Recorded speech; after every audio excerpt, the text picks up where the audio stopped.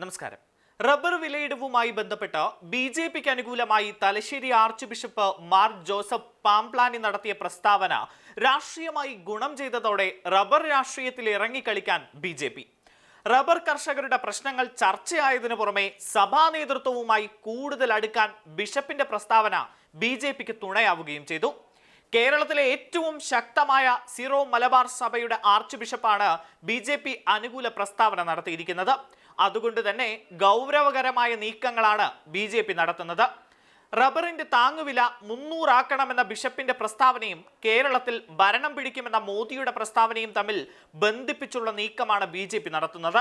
ന്യൂനപക്ഷ വോട്ടുകൾ പെട്ടിയിൽ വീണാൽ ബി.ജെ.പിക്കും കേരളത്തിൽ എം.പിമാരെ ലഭിക്കുക പ്രയാസകരമല്ല. ബി.ജെ.പി. ന്യൂനപക്ഷ മോർച്ചയും സഭാ നേതൃത്വവുമായി ബന്ധപ്പെട്ട നീക്കങ്ങൾ ശക്തമാക്കിയിട്ടുണ്ട്. തലശ്ശേരി ആർച്ച് ബിഷപ്പിനെ അടുത്ത ദിവസം തന്നെ നേരിട്ട് കാണുമെന്ന് ബി.ജെ.പി. ന്യൂനപക്ഷ മോർച്ച ഉപാധ്യക്ഷൻ നോബിൾ മാത്യു ഇന്ത്യ ടുഡേയോട് പറഞ്ഞു. കേരളത്തിൽ ഭരണം പിടിക്കുമെന്ന് മോദി പ്രസ്താവിച്ചത് നോർത്ത് ഈസ്റ്റ് സംസ്ഥാനങ്ങളിൽ ബി.ജെ.പി. സർക്കാർ അധികാരത്തിലേറിയതിനു ശേഷമാണ്. ഇതോടെ വടക്ക് കിഴക്കൻ കാറ്റ് കേരളത്തിലും ആഞ്ഞു വീശുമോ എന്ന് ഇടത് വലതു മുന്നണി നേതാക്കൾ ആശങ്കപ്പെട്ടു തുടങ്ങിയിരിക്കുന്നു. ത്രിപുരയിൽ കോൺഗ്രസുമായി കൈകോർത്ത് ഒരുമിച്ച് മത്സരിച്ചിട്ട് പോലും ഒരു രാഷ്ട്രീയ ശക്തിയാകാൻ പോലും കഴിയാത്തത് ഒരിക്കൽ ത്രിപുര അടക്കി വാണിരുന്ന CPM-നെ ഇരുത്തി ചിന്തിപ്പിക്കുകയാണ്. അതുകൊണ്ട് തന്നെ വടക്ക് കിഴക്കൻ കാറ്റിനെ കേരളത്തിലെ CPM പ്രത്യക്ഷത്തിൽ തന്നെ ഭയക്കുകയാണ്. കോൺഗ്രസിനെ സംബന്ധിച്ച് വളരെ പ്രതീക്ഷയുള്ള സംസ്ഥാനമാണ് കേരളം. കേരളത്തിലും അധികാരമില്ലാത്ത പാർട്ടിയാണ് കോൺഗ്രസും.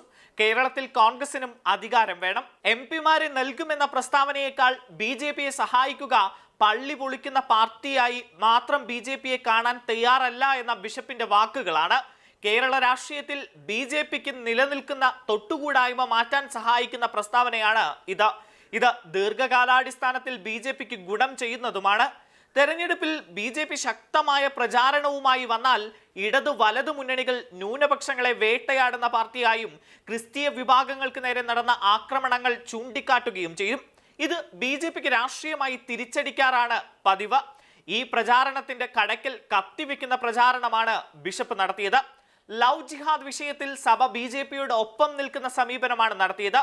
ക്രിസ്ത്യൻ യുവതികളെ ലവ് ജിഹാദിൽ കുടുക്കുന്നു എന്ന ആക്ഷേപമാണ് സഭാ നേതൃത്വം നടത്തിയത്. ബി.ജെ.പി. നേതാക്കൾ സഭാ നേതാക്കളെ കാണുകയും ഈ വിഷയത്തിൽ ഒരുമിച്ച് നിൽക്കുകയും ചെയ്തിരുന്നു. അതിനുശേഷമാണ് റബ്ബർ വിലയിടിവ് പ്രശ്നത്തിൽ ബി.ജെ.പിയുമായി അടുക്കുന്ന പ്രസ്താവന സഭാ നേതൃത്വം നടത്തിയത്. ഈ പ്രസ്താവന നടത്തുന്നതിന് മുൻപ് കണ്ണൂർ ബി.ജെ.പി. നേതാക്കൾ ബിഷപ്പിനെ കണ്ടിരുന്നു എന്ന വാർത്തയും പുറത്തു വന്നു. കോൺഗ്രസിന് പലപ്പോഴും ഫിക്സഡ് ഡെപ്പോസിറ്റ് പോലെ ലഭിച്ചിരുന്ന ക്രൈസ്തവ വോട്ടുകൾ നിലവിലെ സാഹചര്യത്തിൽ ലഭിക്കാൻ സാധ്യതയില്ല എന്നാണ് നിലവിലെ വിലയിരുത്തൽ.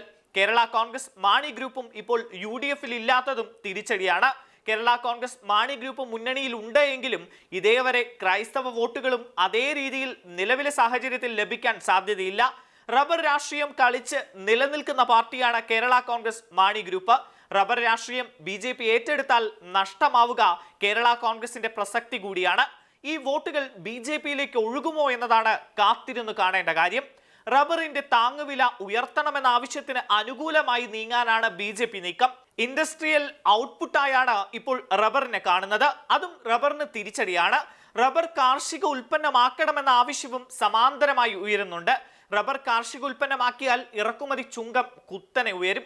റബ്ബർ ഇറക്കുമതി ലാഭകരമല്ലാതായി മാറും. ആഭ്യന്തര കമ്പോളത്തിലെ റബ്ബറിന്റെ ഡിമാൻഡ് കുത്തനെ കൂടും. ഈ രീതിയിൽ ഒരാവശ്യവും റബ്ബർ കർഷകരിൽ നിന്നും ഉയർന്നു വരുന്നുണ്ട്. തൊഴിലുറപ്പ് പദ്ധതിയിൽ റബ്ബർ ഉൾപ്പെടുത്തിയാൽ അതും റബ്ബറിന് പുതുജീവൻ നൽകും. ഇതൊക്കെ റബ്ബർ രാഷ്ട്രീയവുമായി ബന്ധപ്പെട്ട് ഉയരുന്ന ആവശ്യങ്ങളാണ്.